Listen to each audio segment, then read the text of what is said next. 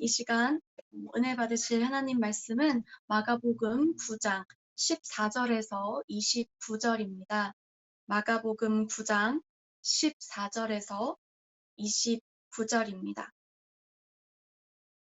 마가복음 9장 14절에서 29절.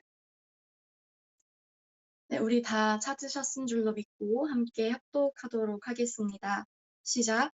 이에 그들이 제자들에게 와서 보니 큰 무리가 그들을 둘러싸고 서기관들이 그들과 더불어 변론하고 있더라. 온 무리가 곧 예수를 보고 매우 놀라며 달려와 문안하거늘 예수께서 물으시되 너희가 무엇을 그들과 변론하느냐? 무리 중에 하나가 대답하되 선생님 말 못하게 귀신 들린 내 아들을 선생님께 데려왔나이다. 귀신이 어디서든지 그를 잡으면 거꾸러져 거품을 흘리며 이를 갈며 그리고 파리해지는지라 내가 선생님의 제자들에게 내쫓아달라 하였으나 그들이 능히 하지 못하더이다.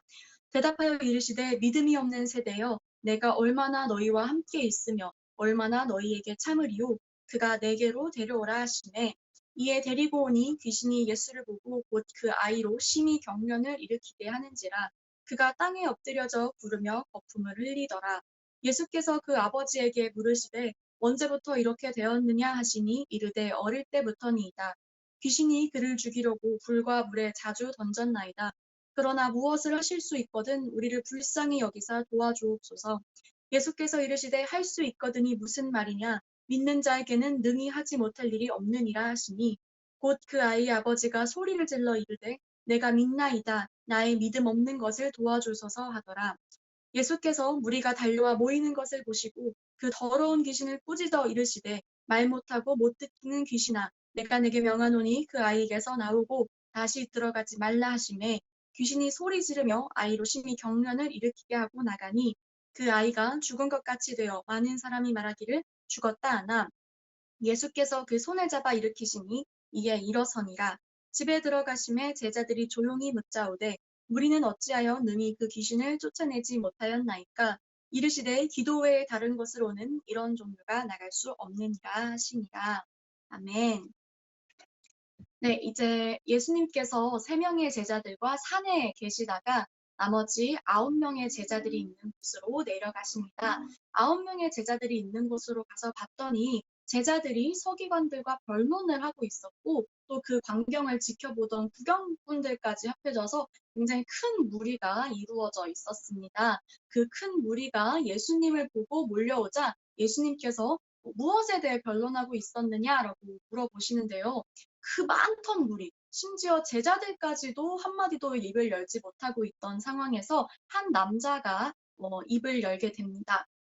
그 남자의 말을 들어보니 그 남자의 아들이 귀신에 들려서 굉장히 아파하고 힘들어한다고 하는 건데요. 이제 마태복음 17장 15절에 보면 이것을 정확하게 간질이라는 단어로 표현을 하고 있습니다. 간질은 현대의 이제 뇌전증이라고도 표현이 되는 질병인데요. 그 대표적인 증상으로는 이제 발작을 일으키는 등과 같은 증상들이 대표적인 예입니다. 그런데 그 남자의 발언이 거기서 끝나지 않습니다. 남자가 예수님의 제자들에게 귀신을 쫓아달라고 이미 부탁을 했는데 제자들이 실패했다고까지 말을 했습니다. 그러니까 이 상황을, 이 정황을 이제 지켜보자면 제자들이 서기관들과 변론을 하고 있었다는 것은 제자들이 귀신을 쫓아내지 못해서 그 무능함에 대해 서기관들이 제자들을 질책하는 것에 더 가까웠을 것입니다. 그러니까 예수님이 무엇에 대해 변론하고 있느냐라고 물어봤을 때 제자들이 한마디도 하지 못했던 거겠죠. 이 모든 상황을 이제 들으신 예수님께서는 믿음이 없는 세대여라고 하시며 그곳에 있던 제자들뿐만이 아니라 서기관들과 또 모인 모든 무리들에게 그들의 불신앙에 대해서 탄식하시며 그 아이에게 다가가서 단호하게 귀신을 꾸짖고 단번에 쫓아내십니다. 그렇게 예수님께서 상황을 싹 정리를 하신 후에 제자들이 조용히 예수님께 나와서 왜 우리들은 귀신을 쫓아내지 못했나요? 라고 물어봅니다. 그러자 예수님께서 기도 외에는 다른 방법이 없다라고 대답해 주시는 것까지가 오늘 본문의 내용입니다. 저는 오늘 본문의 내용에 나오는 세 명의 인물, 아버지와 예수님과 제자들을 놓고 하나님의 말씀을 보기를 원합니다. 첫 번째는 아버지를 통해서 우리는 믿음에 대해 알 수 있습니다. 우리 본문 22절에서 24절 다시 한번 보도록 하겠습니다. 귀신이 그를 죽이려고 불과 물에 자주 던졌나이다. 그러나 무엇을 하실 수 있거든 우리를 불쌍히 여기사 도와주옵소서. 예수께서 이르시되 할 수 있거든이 무슨 말이냐? 믿는 자에게는 능히 하지 못할 일이 없느니라 하시니 곧 그 아이의 아버지가 소리를 질러 이르되 내가 믿나이다. 나의 믿음 없는 것을 도와주소서 하라. 아멘. 이 아버지가 예수님께 나와왔던 이유는 대단한 믿음이 있어서가 아니라 치료에 대한 갈급함이 있었기 때문입니다. 그러니까 할 수만 있다면 도와주세요 라고 말을 했겠죠. 그것에 대해 예수님께서 믿는 자에게는 능치 못함이 없다라고 말을 하자 그 아버지는 이렇게 대답을 합니다. 내가 믿나이다. 나의 믿음 없는 것을 도와주소서. 믿는다고 고백을 하자마자 자기가 믿음이 없는 것을 도와달래요. 그러니까 이건 바꿔 말하면 뭐냐면 주님 제가 믿습니다. 아이고 근데 내가 안 믿어지네. 이 안 믿어지는 것 좀 도와주세요. 라고 고백을 한 거예요. 이 아버지의 믿음이 놀라운 이유가 바로 여기에 있습니다. 이 아버지는 믿어지지 않는 것을 믿었어요. 이렇게 믿음은 보이지 않는 것을 보게 만듭니다. 어쩌면 귀신을 쫓아내고 병이 낫는 것보다 더 큰 기적이 일어난 거예요. 예수님께 내 아들이 고쳐지는 걸 내가 보면 그러면 내가 믿을 수 있을 것 같아요. 라고 말을 할 수 있을 법도 한데 그냥 냅다 믿습니다 하고 선포를 해버립니다.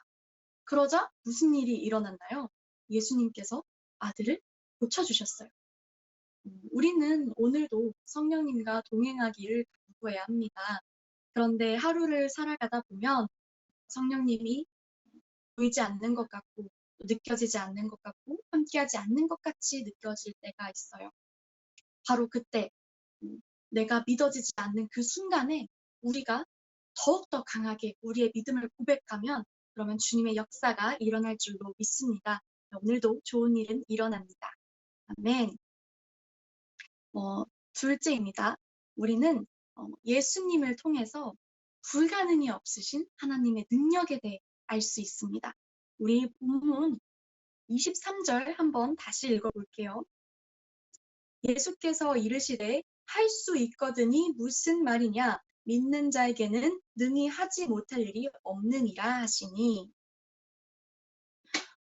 불가능이 없다라는 말은 이 표현은 사실 교회뿐만이 아니라 어느 곳에 가든지 흔하게 접할 수 있는 표현이죠. 이제 사람들은 이 표현을 참 좋아하는 것 같아요. 그만큼 우리가 스스로의 한계에 자주 부딪히게 만드는 세상에 살고 있다는 뜻이겠죠. 오늘 본문에서는 믿는 자에게는 능치 못함이 없다라고 나오고 있습니다. 그런데 사실 더 중요한 거는 무엇을 믿느냐는 거예요. 왜냐하면 교회를 다니지 않는 사람들에게도 믿음은 있습니다. 이 세상에 살아가면서 믿음이 없이 살아가는 사람은 없어요. 단지 그 대상이 다를 뿐입니다. 하나님을 모르는 사람은 불가능은 없다라는 말을 들었을 때 스스로를 믿습니다. 자기 안에 있는 가능성을 봐요. 그래서 이 가능성을 깨우치기 위해서 열심히 노력하고 또 땀방울을 흘립니다. 물론 열심히 살면 모종의 성과는 드러나겠죠. 그런데 사람이 아무리 자기를 열심히 갈고 닦아봤자 그냥 결국에는 남들보다 조금 더 잘 갈고 닦여진 사람으로 될 뿐입니다. 그런데 우리는 어떻죠? 우리는 온 천하 만물을 지으신 능력의 하나님을 믿는 사람들이잖아요. 그러니까 우리가 이 세상에서 담대하고 당당하게 살아갈 수 있는 이유는 근본부터가 다른 겁니다. 우리의 삶은 사람의 능력과 사람의 계획에 제한되지 않고 또 심지어는 우리가 볼 수 없는 것까지도 꿈꾸는 놀라운 능력의 삶을 살 수 있게 되는 것입니다. 그러니 오늘도 능치 못함이 없는 하나님의 능력을 경험하는 또 저와 우리 큰비내교회 성도님이 되시기를 예수님의 이름으로 축복합니다. 아멘. 마지막입니다. 우리는 제자들을 통해서 전적인 하나님의 주권에 대해 알 수 있습니다. 우리 본문 28절에서 29절 한번 보도록 하겠습니다. 집에 들어가심에 제자들이 조용히 묻자오되 우리는 어찌하여 능히 그 귀신을 쫓아내지 못하였나이까? 이르시되 기도 외에 다른 것으로는 이런 종류가 나갈 수 없느니라 하시니라. 제자들이 귀신을 쫓아내지 못했던 이유는 그들이 방법을 몰라서가 절대 아니었습니다. 왜냐하면 그들은 이전에 이미 귀신을 쫓아내본 경험이 있는 일명 경력자들이었어요. 마가복음 6장 12절에서 13절에 보면 이렇게 나와 있습니다. 제자들이 나가서 회개하라 전파하고 많은 귀신을 쫓아내며 많은 병자에게 기름을 발라 고치더라. 그러니까 이 제자들이 능력을 행하지 못한 이유는 지식이 없거나 경험이 부족해서가 아니라 오히려 과거의 성과들을 자기의 능력이라고 착각하고 전적으로 하나님을 의지해야 한다는 사실을 잊어버렸기 때문입니다. 그러니까 기도는 하지 않고 자기의 경험만 믿고 무작정 문제에 달려들었다가 제자들이 큰 코 다치게 된 셈이죠.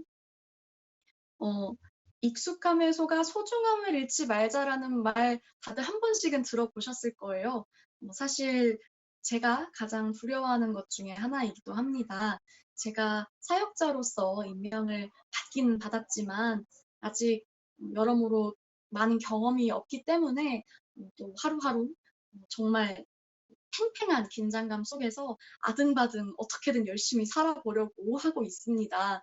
근데 이렇게 경험이 없고 아직까지 많이 부족한 제가 지금 할 수 있는 게 뭐가 있겠어요. 정말 하나님 바짓가랑이라도 붙잡는 심정으로 하나님한테 능력 좀 달라고 기도하는 수밖에 없잖아요. 그런데 또 사람은 적응의 동물이라고 하기도 하죠. 이 순간들이 시간이 흐르다 보면 익숙해질 테고 또 적응이 될 테고 그런 순간들이 또 올 겁니다.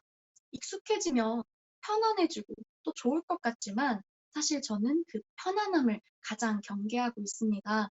왜냐하면 익숙함이라는 것은 자칫 교만으로 다가와서 또 제가 나의 능력이라고 착하게 만들고 하나님을 지금과 같이 의지할 수 없게 만들 수도 있기 때문입니다. 제가 여기저기서 교만하다는 소리를 또 많이 들었는데 이렇게 경험까지 쌓이면 사람이 얼마나 교만해질 수 있겠어요. 그래서 저는 이렇게 개척교회를 하면서 그 안에서 하나님께서 저를 여러 가지 모양으로 훈련시키시고 또 절박하게 하나님을 찾게 만드는 이 순간순간들이 너무너무 소중하고 또 너무너무 행복합니다. 또 게다가 이 모든 게 전적으로 하나님의 주권에 달린 일이라면 사실 우리들에게는 오히려 더 큰 축복입니다. 왜냐하면 이건 반대로 얘기하자면 우리가 하나님을 의지하기만 한다면 전능하신 하나님께서 우리의 모든 것들을 맡아주신다는 약속과도 같은 말씀이기 때문입니다. 베드로전서 5장 7절 말씀입니다. 너희 염려를 다 주께 맡기라. 이는 그가 너희를 돌보심이라. 그러니 오늘도 하나님께 전적으로 의지하여서 하나님이 우리 인생 가운데 하시는 놀라운 역사를 다들 경험하는 저와 흥빛은혜교회 성도님들 되시기를 예수님의 이름으로 축복합니다. 아멘.